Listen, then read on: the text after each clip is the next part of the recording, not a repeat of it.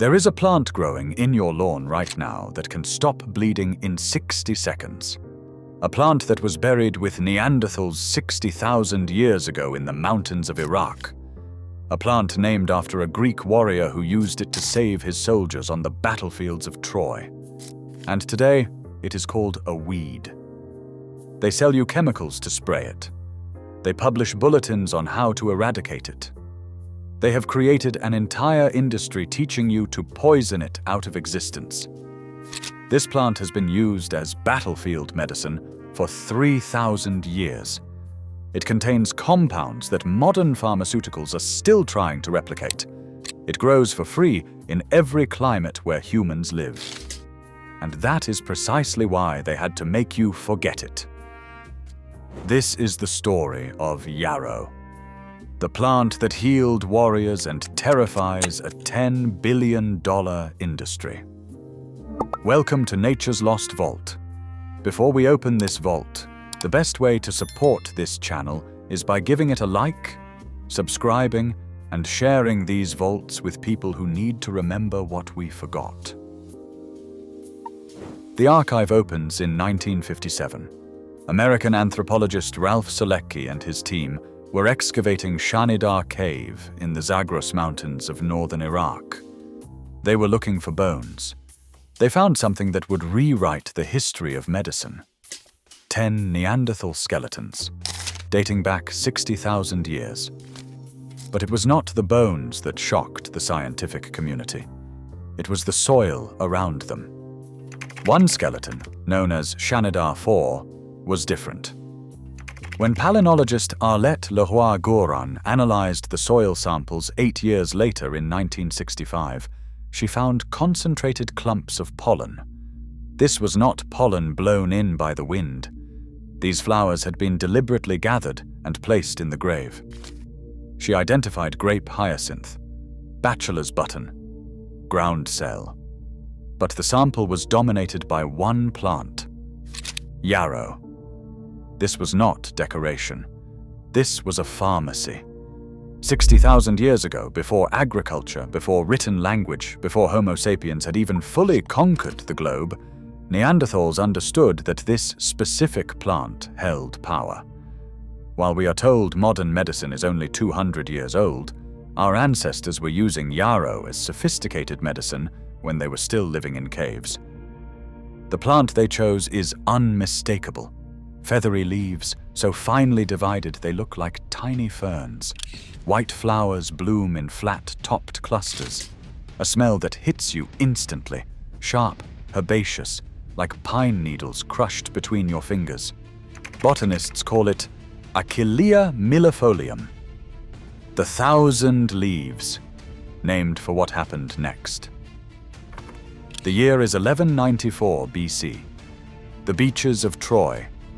The greatest warrior in Greek history commands an army against the fortified city. His name was Achilles. According to the Iliad, Achilles carried a secret weapon into combat. It was not a sword, it was a plant. Legend says the centaur Chiron taught him to pound the feathery leaves into a paste and pack them directly into sword cuts and spear wounds. It stopped the bleeding. It prevented infection. It allowed soldiers to survive wounds that should have killed them. This was not mythology added later. The ancient Greeks named the plant Achilleos. The Romans called it Herba militaris, the military herb. Because on the battlefields of the ancient world, yarrow meant the difference between bleeding out in the mud or surviving to fight another day. And this is not just folklore. A 1954 study by researcher Miller found that just 0.5 milligrams of achillene, yarrow's active compound, per kilogram of body weight reduces blood clotting time by 32%. 32% faster. When an artery is severed, that is the math of survival. Medieval knights carried dried yarrow in their armor pouches. Civil War soldiers stuffed it into gunshot wounds.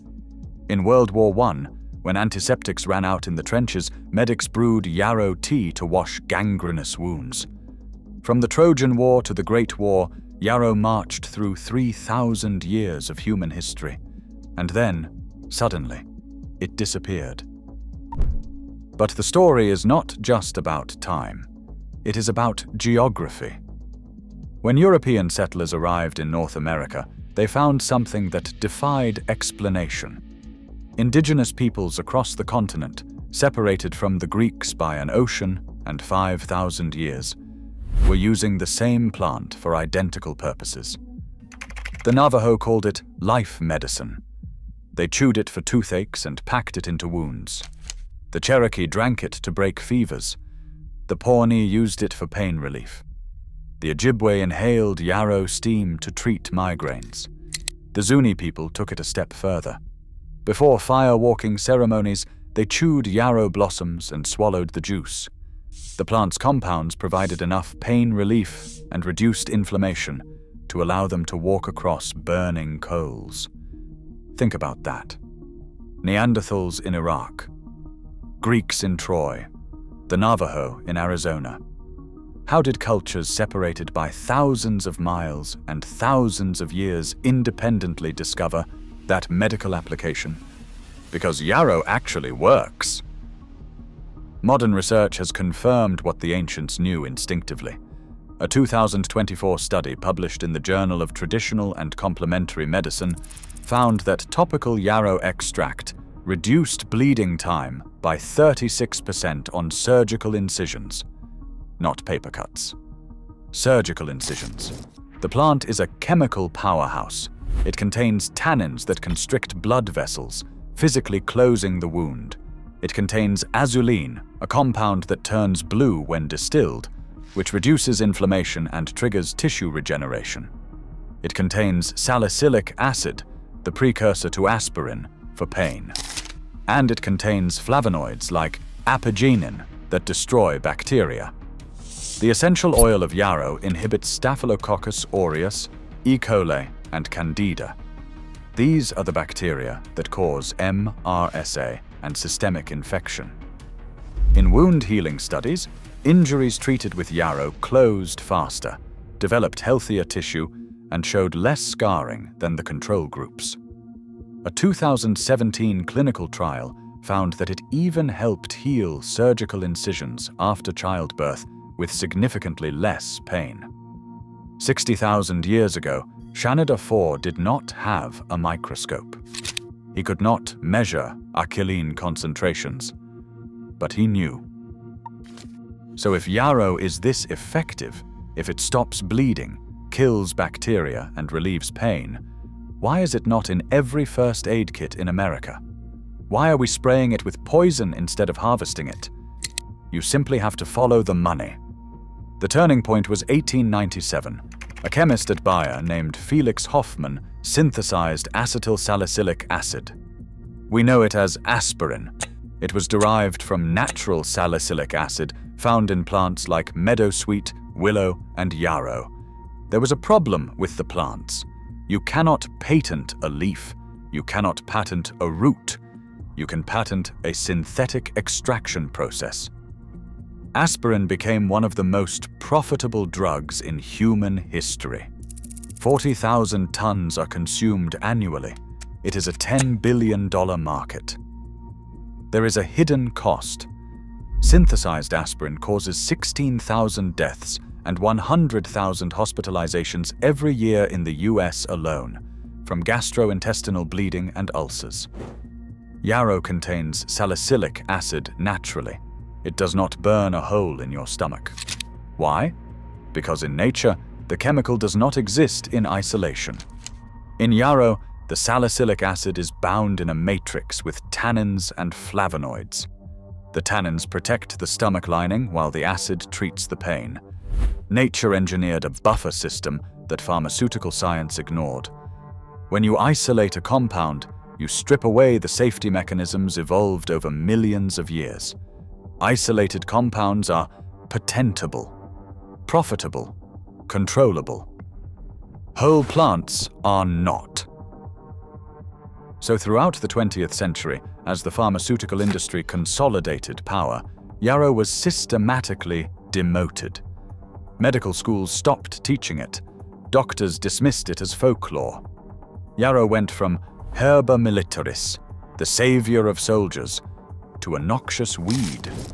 The definition of a weed is simply a plant that the industry has not figured out how to monopolize yet. They classified it as a nuisance because they could not commodify it. They created chemicals to kill it because they could not patent it. They convinced you it was worthless because its value undermines their business model. But here is what they cannot control. Yarrow refuses to die. It grows in all 50 states, every Canadian province, every continent except Antarctica. It thrives in poor soil. It tolerates drought. It survives being walked on. It requires 0 fertilizer. Once established, it spreads through underground rhizomes, coming back year after year. It is the ultimate survivalist. Bringing it back to your garden is an act of resistance. You can start yarrow from seed, but remember, the seeds need light to sprout. Sprinkle them on the surface of the soil. Do not bury them, or simply find a wild patch and take a root division. Plant it in full sun. Give it terrible soil. Ignore it. It will thrive. By the end of the first year, a small planting will fill a 3 by 4 foot bed. Harvest it when the flowers are fully open, typically midsummer to early fall. Cut the top third of the plant, including flowers, leaves, and stems. Do it in the morning, after the dew has evaporated, but before the sun gets hot. That is when the volatile oils are at their peak. Tie the stems in small bundles and hang them upside down in a dark, airy place. Or use a dehydrator on low heat. When the leaves crumble like crackers, they are ready. Store them in a glass jar. They will keep their potency for years. To use it for a wound, crush the fresh leaves into a green paste and apply it directly to the cut. The bleeding stops, and the pain fades. To use it for a fever, steep a teaspoon of dried flowers in boiling water. It opens the pores and breaks the fever naturally. A quick note of caution. Yarrow is powerful. If you are allergic to ragweed or daisies, test a small amount first. If you are pregnant or on blood thinners, consult a professional. But for the vast majority of human history, for the vast majority of people, yarrow was the first line of defense. This is what they do not want you to understand.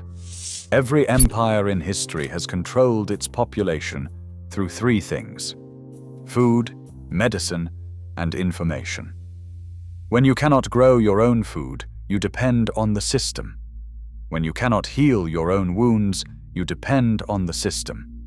When you do not know there is an alternative, you are trapped in the system. Yarrow breaks the lock. It grows like a weed. It works in minutes. It costs nothing.